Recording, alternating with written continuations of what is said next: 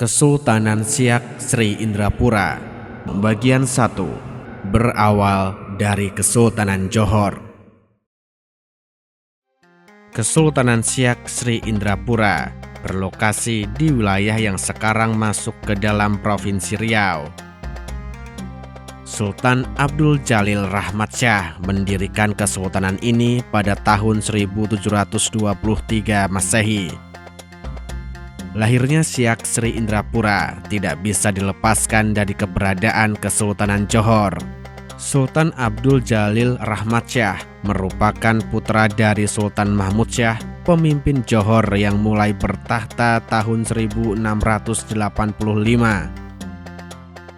Kesultanan Johor mengalami konflik perebutan kekuasaan yang mengakibatkan wafatnya Sultan Mahmud Shah tahun 1699. Encik Pung, permaisuri yang saat itu tengah mengandung, dilarikan ke Tumasik. Pelarian permaisuri yang tengah mengandung itu berlanjut ke Jambi dan berakhir di Pagaruyung. Kesultanan Pagaruyung bersedia memberikan perlindungan kepada permaisuri. Di tempat perlindungannya, permaisuri melahirkan bayi laki-laki yang diberi nama Raja Kecil. Sementara itu, Johor dikuasai oleh Datuk Bendahara Tun Habib yang bergelar Sultan Abdul Jalil Riayat Shah. Setelah beranjak dewasa, Raja Kecil banyak melakukan perjalanan ke Bengkalis. Bengkalis merupakan bandar perdagangan di sisi timur perairan Sumatera. Raja Kecil mendekati para pedagang dan tentara bayaran yang aktivitas mereka banyak terganggu oleh Kesultanan Johor. Tahun 1717, dengan dukungan para pedagang dan tentara bayaran, Raja Kecil berhasil merebut Johor. Raja Kecil kemudian menduduki tahta Johor dengan gelar Sultan Abdul Jalil Rahmat Shah. Namun, situasi Johor kembali memanas tidak lama kemudian. Tengku Sulaiman, putra dari Datuk Bendahara Tun Habib, mencoba merebut kembali tahta Johor. Perebutan tahta Johor menjadi berlarut-larut karena kedua kubu memiliki kekuatan yang sama. Perseteruan tersebut berakhir dengan perjanjian pembagian wilayah Kesultanan Johor. Tengku Sulaiman mendapatkan Johor, Pahang, Lingga, serta beberapa pulau di perairan Riau. Wilayah yang diperoleh Tengku Sulaiman kemudian berdiri Kesultanan Pahang. Sedangkan Raja Kecil mendapatkan beberapa daerah di Sumatera dan Riau yang merupakan bawahan Johor. Raja Kecil juga mendapatkan beberapa pulau di Karimun. Tahun 1723, Raja Kecil mendeklarasikan berdirinya Kesultanan Siak Sri Indrapura. Beliau masih menggunakan gelar yang sama, yaitu Sultan Abdul Jalil Rahmat Shah. Ibu kota Kesultanan Siak Sri Indrapura berada di Buantan, wilayah pedalaman di dekat Sungai Siak. Pada masa-masa awal berdirinya, Siak berkembang menjadi negara maritim yang cukup makmur. Mereka menjadi salah satu pengendali perdagangan di perairan Malaka. Kapal-kapal dagang Kesultanan Siak bahkan berlayar hingga Kalimantan. Saat itu, VOC sudah cukup memiliki pengaruh di Nusantara. Namun, mereka belum mengganggu Siak secara militer karena masih berkonsentrasi menguasai Maluku dan Jawa. Bagaimanapun juga, aksi militer akhirnya tidak terelakkan. Upaya VOC berusaha memonopoli perdagangan di Malaka telah memprovokasi Kesultanan Siak. Sultan Abdul Jalil bahkan membangun benteng pertahanan di Pulau Bintan untuk menekan posisi VOC. Tahun 1746, ketika konflik dengan VOC belum selesai, Sultan Abdul Jalil Rahmat Shah tutup usia. Beliau kemudian mendapatkan gelar Anumerta Marhum Buantan karena wafatnya di kota Buantan. Tradisi gelar Anumerta akan diteruskan pada sultan-sultan berikutnya. Tahta Siak diteruskan oleh putra mahkota dengan gelar Sultan Abdul Jalil Muzaffar Shah. Kesultanan Siak terus mengalami perkembangan secara ekonomi dan politik meskipun tidak berupaya memperlebar wilayah kekuasaan. Perkembangan Siak pada tahun-tahun ini semakin memancing kompetisi dengan VOC. Tahun 1751, perang kembali berkecamuk antara Kesultanan Siak melawan VOC. Pada perang tersebut, pasukan Siak bahkan sempat membakar gedung VOC. Namun, peperangan tersebut masih belum mampu menggoyahkan kekuasaan VOC di Malaka. Tahun 1765, Sultan Abdul Jalil Muzaffar Shah tutup usia. Tahta Siak selanjutnya dipegang oleh Sultan Abdul Jalil Jalaluddin Shah.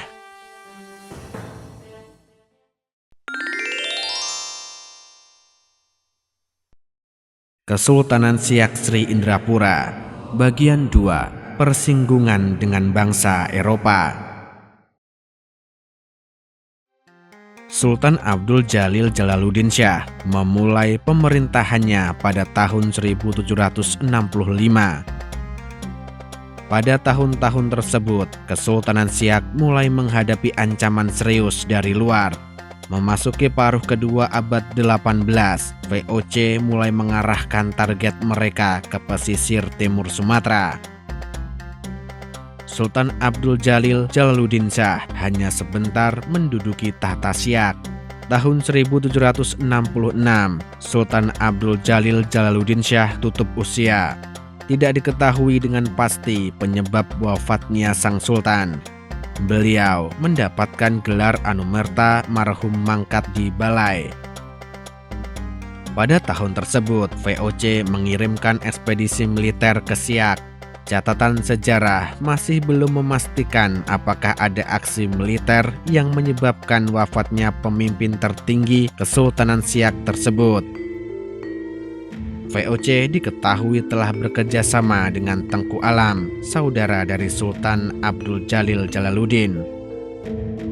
Tahta Siak selanjutnya diteruskan oleh Tengku Alam dengan gelar Sultan Abdul Jalil Alamuddin Shah. Tidak banyak catatan sejarah yang menggambarkan situasi Siak saat kepemimpinan Sultan keempat ini. Tahun 1780, Sultan Abdul Jalil Alamuddin Shah tutup usia. Beliau mendapatkan gelar Anumerta Marhum Bukit. Tahta Siak kemudian dipegang oleh Sultan Muhammad Ali Abdul Jalil Muazzam Shah. Pada masa pemerintahannya, ibu kota Siak dipindahkan dari Buantan ke Senapelan. Kota ini sekarang dikenal sebagai Pekanbaru.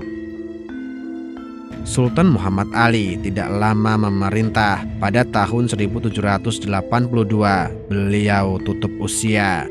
Karena dikenal sebagai pendiri kota Pekanbaru, maka Sultan Muhammad Ali mendapatkan gelar Anumerta Marhum Pekan.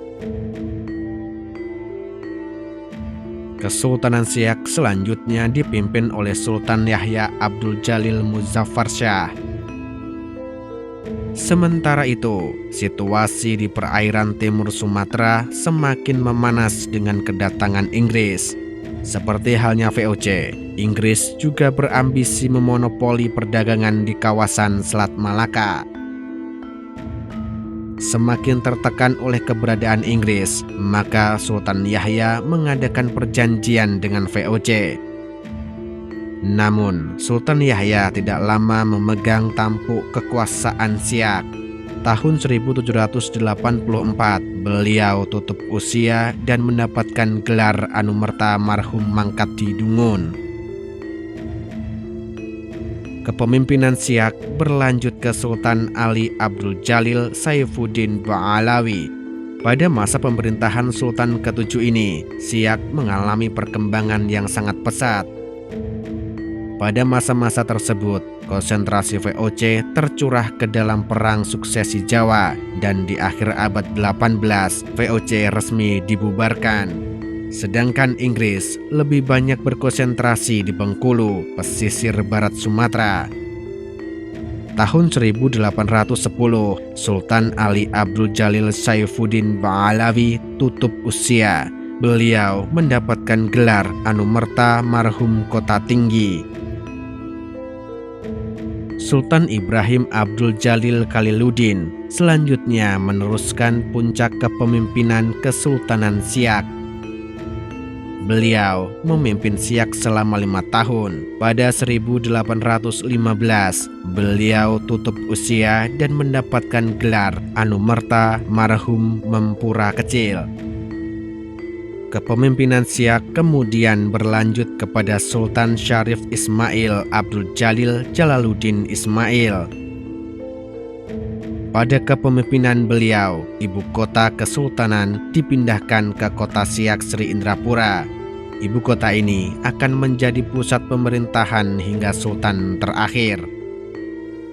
Tahun 1824 terjadi perjanjian antara Belanda dengan Inggris di kota London. Dalam perjanjian tersebut, Inggris tidak akan mencampuri Belanda dalam perluasan wilayah di Sumatera. Sebagai kompensasinya, Belanda memberikan Malaka kepada Inggris. Tahun 1854, kepemimpinan Siak beralih ke Sultan Qasim Abdul Jalil Saifuddin I. Tahun 1858 terjadi perjanjian dengan Belanda. Perjanjian ini terjadi karena adanya konflik internal kesultanan yang kemudian melibatkan para pedagang Inggris dari Malaka. Belanda kemudian turut campur secara militer dan menyelesaikan konflik tersebut dengan sebuah perjanjian. Dalam perjanjian tersebut, Kesultanan Siak secara resmi berada dalam pengawasan Belanda. Peralihan kepemimpinan dan penunjukan sultan harus melalui persetujuan Belanda. Pihak kesultanan dilarang mengadakan hubungan diplomatik dengan negara lain tanpa persetujuan terlebih dahulu dengan Belanda. Belanda kemudian membangun pos militer di Bengkalis sebagai pengawasan terhadap Kesultanan Siak.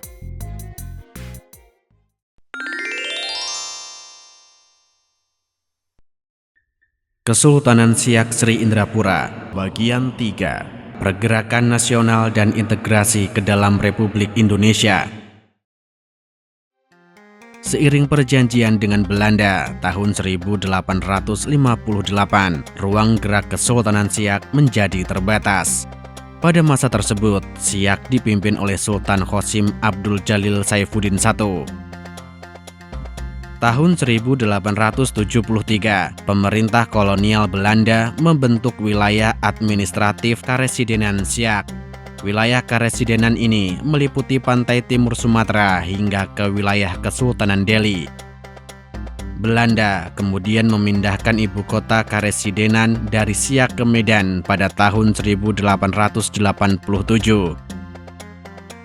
Kepemimpinan di Kesultanan Siak mengalami suksesi dengan wafatnya Sultan Qasim Abdul Jalil Saifuddin I pada tahun 1889. Beliau mendapatkan gelar Anumerta Marhum Mahkota. Tahta Siak selanjutnya dipegang oleh Sultan Syarif Hasim Abdul Jalil Muzaffar Shah. Pada masa kepemimpinan beliau inilah Istana Asaraya Hasimiyah atau yang juga dikenal sebagai Istana Siak dibangun. Istana ini sekarang berfungsi sebagai museum. Sultan Syarif juga membangun Masjid Raya Sahabuddin. Masjid ini juga memiliki fungsi sebagai pusat pembelajaran agama Islam. Arus modernisasi yang melanda Nusantara turut mempengaruhi kebijakan Kesultanan Siak. Sultan Syarif mengirimkan putra mahkota belajar hingga ke Batavia. Putra mahkota yang kelak akan bergelar Sultan Qasim II bahkan sempat belajar kepada Sunuk Hugroni, seorang orientalis Belanda. Tahun 1908, Sultan Syarif Hasyim Abdul Jalil Muzaffar Shah tutup usia. Beliau mendapatkan gelar Anumerta Marhum Baginda. Tahta Kesultanan Siak selanjutnya diteruskan oleh putra mahkota dengan gelar Syarif Qasim Abdul Jalil Saifuddin atau yang lebih dikenal sebagai Sultan Qasim II. Pada awalnya, Belanda menentang naiknya Sultan Qasim II ke tahta Siak. Di tengah gelombang tumbuhnya pergerakan nasional, Sultan Qasim II yang memiliki nama asli Tengku Sulong ini memiliki wawasan luas dan mengenyam pendidikan barat. Pada masa awal kepemimpinannya, Sultan Qasim II langsung membuat gebrakan dengan mendirikan Madrasah Taufikiyah Al-Hasyimiyah. Sultan Qasim II melihat bahwa sekolah-sekolah Belanda tidak memenuhi syarat dasar pendidikan pemuda Siak, yaitu agama dan nasionalisme. Madrasah yang didirikan Sultan Qasim II tidak hanya mengajarkan tentang agama, tetapi juga ilmu pengetahuan umum sebagaimana sekolah-sekolah milik Belanda. Bukan hanya Sultan Qasim II yang bergerak dalam pendidikan, tetapi sang permaisuri Syarifah Latifah turut mendirikan sekolah khusus perempuan yang bernama Latifah School. Sekolah khusus perempuan ini berdiri tahun 1926. Latifah School tidak hanya mengajarkan keterampilan, tetapi juga ilmu-ilmu pengetahuan umum yang berkembang saat itu. Syarifah Latifah tidak lama mengelola sekolah tersebut karena meninggal dunia. Permaisuri kedua, Tengku Maharatu, melanjutkan perjuangan permaisuri pertama dalam bidang pendidikan. Selain meneruskan Latifah School, beliau juga mendirikan Madrasatul Nisak. Beliau juga mendirikan asrama putri dan sekolah taman kanak-kanak. Tahun 1931, Koyan, pemimpin suku Sakai, melancarkan pemberontakan menentang kerja paksa. Pemberontakan tersebut menyebabkan tewasnya beberapa polisi Belanda. Sultan Qasim II mendukung pemberontakan tersebut dengan mengirimkan bantuan logistik kepada Koyan. Koyan dan pengikutnya membuat Belanda kerepotan. Tahun 1932 dikirimlah pasukan Marsose dari Aceh yang dipimpin Letnan Leitzer. Sultan Qasim II yang mendukung pemberontakan tersebut segera mengirimkan utusan menemui Koyan. Sultan Qasim berpesan agar Koyan dan pengikutnya segera lari ke Semenanjung Malaya. Koyan dan para pengikutnya akhirnya berhasil meloloskan diri. Letnan Leitzer yang memiliki nama besar di Aceh akhirnya memilih bunuh diri karena kegagalan di Siak tersebut. Tahun 1942, bala tentara Jepang berhasil menggusur kekuasaan Belanda di Nusantara. Pada masa pendudukan Jepang, Sultan Qasim II menentang kebijakan Romusa. Beliau melindungi rakyat Siak dari perekrutan kerja paksa. Pada masa-masa awal kemerdekaan, Sultan Qasim II mendukung secara penuh lahirnya negara baru, Republik Indonesia. Bulan Oktober 1945, Sultan Qasim II membentuk Tentara Keamanan Rakyat dan Barisan Pemuda Republik. Pembentukan tersebut dilakukan melalui rapat akbar di alun-alun Siak dengan pengibaran bendera merah putih. Dalam rapat akbar, beliau bersama rakyat Siak mengucapkan sumpah setia mempertahankan kemerdekaan Indonesia. Sikap Sultan Qasim II membuat beliau mendapatkan ancaman dari pasukan Nika yang membonceng sekutu. Sultan Qasim II kemudian mencari perlindungan ke Aceh. Selama di Aceh, beliau berusaha meyakinkan para sultan dari Sumatera Timur untuk mendukung Republik Indonesia. Bulan November sebelum menuju Aceh, Sultan Qasim II mengirimkan telegram ke Presiden Soekarno. Beliau mendukung sepenuhnya Republik Indonesia dan sekaligus memberikan kas kesultanan sebesar 13 juta gulden. Sultan Qasim II juga menyerahkan seluruh kekayaan Siak termasuk istana dan mahkota kesultanan untuk kepentingan Republik Indonesia. Kesultanan Siak kemudian berintegrasi ke dalam Republik Indonesia.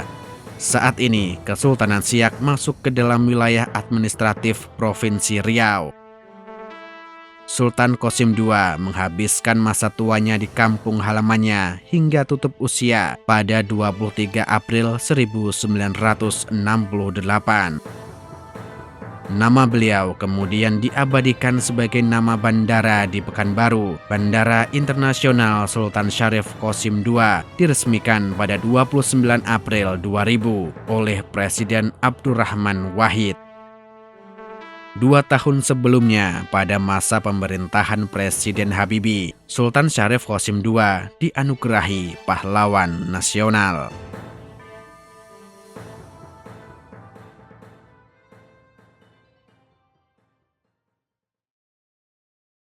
Jika Anda suka video kami, jangan lupa untuk subscribe, like, dan memberi komentar. Nyalakan loncengnya agar mendapatkan notifikasi dari video terbaru kami. Terima kasih.